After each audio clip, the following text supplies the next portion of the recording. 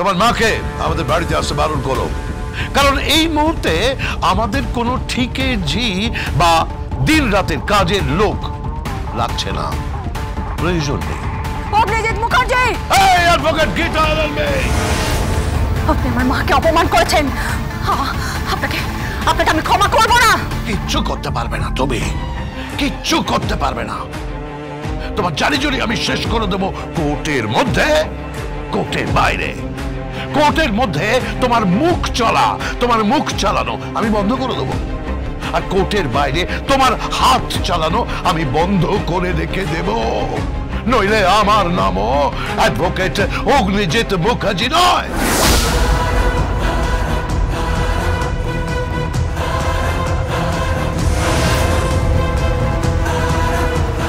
কি হলো কি তোমার? এরকম ভাবে রিঅ্যাক্ট করলে হঠাৎ কি হয়েছে? ওই মেয়েটা একটা কুগ্রহের মতো আমার পেছনে পড়ে রয়েছে। আপনি এত ভাবছেন কেন স্যার? সময় তো ঘনিয়ে এসছে। আসুন স্যার, ওর সাথে কথা বলে নিন। হ্যাঁ চলো। একটা কথা আছে আন্টি। কি? যা বললাম ঠিক তাই বলবেন। একটু ভুলভ্রান্তি হলে কিন্তু সবটা বিগড়ে যাবে। কোনো কিছু বিগড়বে না। আমার স্বামীর সম্মান, আমার সম্মান সবকিছু যখন গীতা চ্যালেঞ্জ করেছে আর আমার স্বামী যখন সেটা অ্যাকসেপ্ট করেছে, তখন আমি আমার স্বামীর পাশেই থাকবো ভজন। হ্যাঁ, যে কোনো অবস্থাতেই আমার স্বামীর পাশে আমি থাকবো।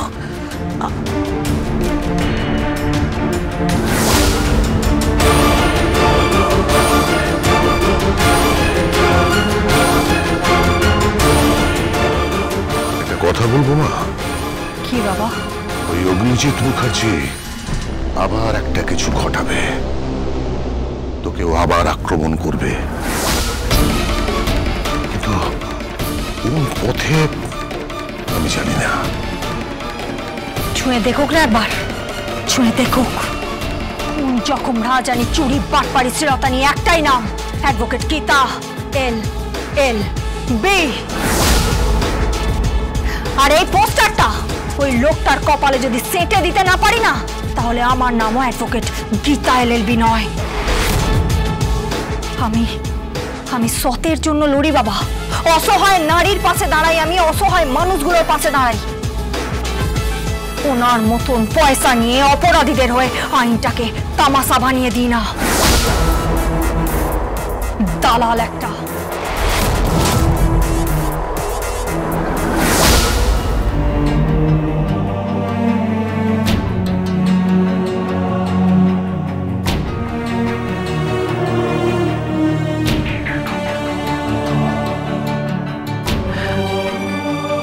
কেমন আছিস তুই এখন? আমি খুব ভালো আছি মা। ডক্টর বলেছে আমি খুব তাড়াতাড়ি রিকভার করছি। জানো মা, এর পেছনে গীতার অনেক অবদান আছে। ও আমাকে খুব যত্ন করেছে, সিস্টারদের পাশে দাঁড়িয়ে আমাকে খাইয়েও দিয়েছে মা। জানো মা, আমি হাঁটতে পারছিলাম না, আমাকে জোর করে ও হাঁটা প্র্যাকটিস করিয়েছে। আমি এখন হাঁটতে পারছি মম, আমি হাঁটতে পারছি, আমি চলতে পারছি মম। ছোটবেলায় তুমি আর ড্যাডি আমাকে হাঁটা শিখিয়েছিলে মম। আজ অনেক দিন পর অন্য একজন হাঁটা শেখালো মম, সেই গীতা মম।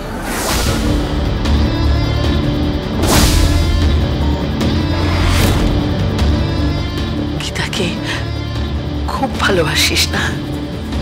হ্যাঁ মম।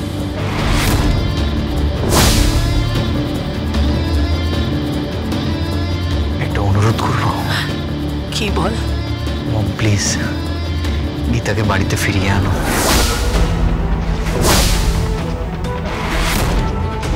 তুমি তো আমাকে খুব ভালোবাসো, তুমি তো চাও যে আমি তোমার কাছে থাকি। ঠিক সেই রকমই মম, আমি গীতাকে ভালোবাসি, তাই আমিও চাই যে গীতা আমার কাছে থাকুক। প্লিজ মম।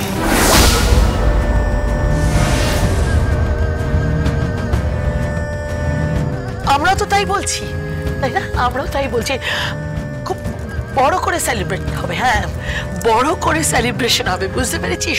তোর বিয়েটা খুব বড় করে আমরা সেলিব্রেট করবো। হ্যাঁ রে, ডেস্টিনেশন ম্যারেজ, তো ডেস্টিনেশন ম্যারেজ হবে, স্বস্তিক ডেস্টিনেশন ম্যারেজ। আমরা এখান থেকে অনেক দূরে একটা বিরাট হোটেল বুক করব, সেখানে হইচই হবে, আনন্দ হবে, নাচ গান হবে, আর তারপরে সেখানে তোর বিয়ে হবে। সত্যি মম? ড্যাড, মম যা বলছে সত্যি বলছে? মায়েরা কি মিথ্যে কথা বলে? তুমি এসব কি বলছো? আমি তো ছেলেটাকে মিথ্যেই বলছি। Thank you mom, thank you. তবে একটা কথা, গীতাকে কিন্তু বলো না। সারপ্রাইজ, বুঝতে পেরেছো? সারপ্রাইজ। প্রথমে এখান থেকে তোমাকে আমরা নিয়ে যাব, তুমি সুন্দর করে জায়গাটা তদারকি করবে, তারপর সুন্দর করে সাজাবে, প্রচুর গেস্ট আসবে, সবার জন্য আলাদা আলাদা গাড়ি পাঠানো হবে, পার্টি হবে, সেলিব্রেশন হবে। কোথায় হবে? ওই আমরা কোনো একটা সি সাইডে আমরা করব। সত্যি ড্যাড? হ্যাঁ, একটা মস্ত ইভেন্ট হবে, সবাই দেখবে অগ্নিজিৎ মুখার্জির ছেলের বিয়ে। তবে একটা কথা মাথায় রেখো, গীতা যেন কিচ্ছু জানতে না পারে। সারপ্রাইজ দেবো আমরা। হ্যাঁ ড্যাড, আমি সারপ্রাইজ দিতে খুব ভালোবাসি ড্যাড, খুব ভালোবাসি। আমি রাজি, আমি রাজি dad. Thank you dad. I love you dad, I love you.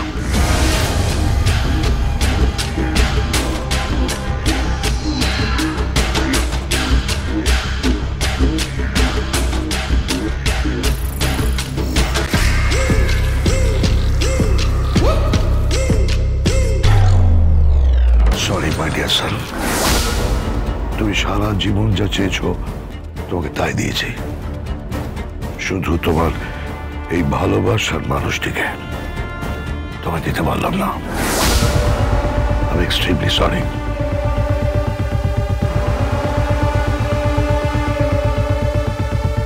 চলো এবার বেরোনো যাক।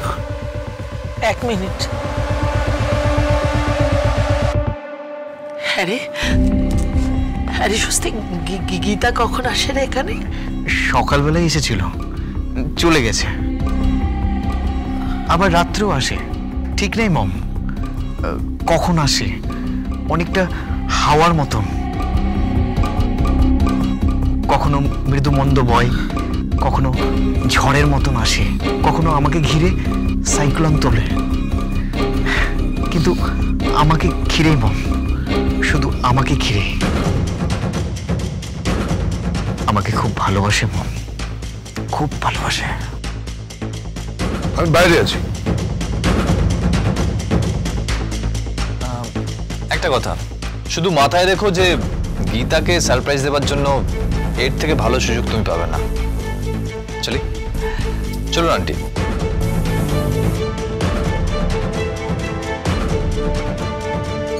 মম, কি? আই লাভ ইউ মম,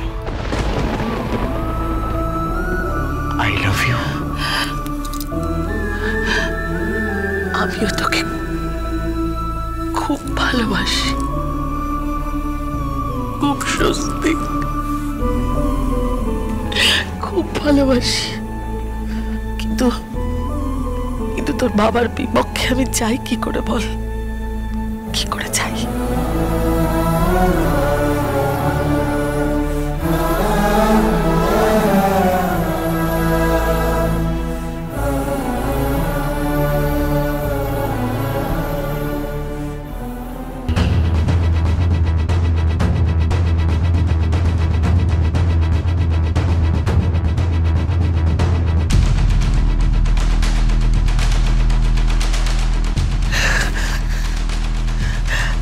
আমাকে দিয়ে এভাবে মিথ্যে বলালে তুমি? না, মিথ্যে বলাইনি, কখনোই বলিনি গীতার সাথে বিয়ে হবে। জাগৃতির কুরুক্ষেত্রের যুদ্ধে ধর্মপুত্র যুধিষ্ঠির পর্যন্ত বলেছিলেন অশ্বত্থামা হত ইতি গজ। আর এই যুগে আমরাও না হয় একবার সেটা ব্যবহার করলাম। ঘুরিয়ে মিথ্যে বলা। গীতার সাথে বিয়ে হবে এটা কখনোই বলিনি, বলেছি বিয়ের আয়োজন করা হয়েছে। আর সত্যি তো বিয়েটা হবেই, তবে সেটা অন্য কারোর সাথে, কাব্যার সাথে।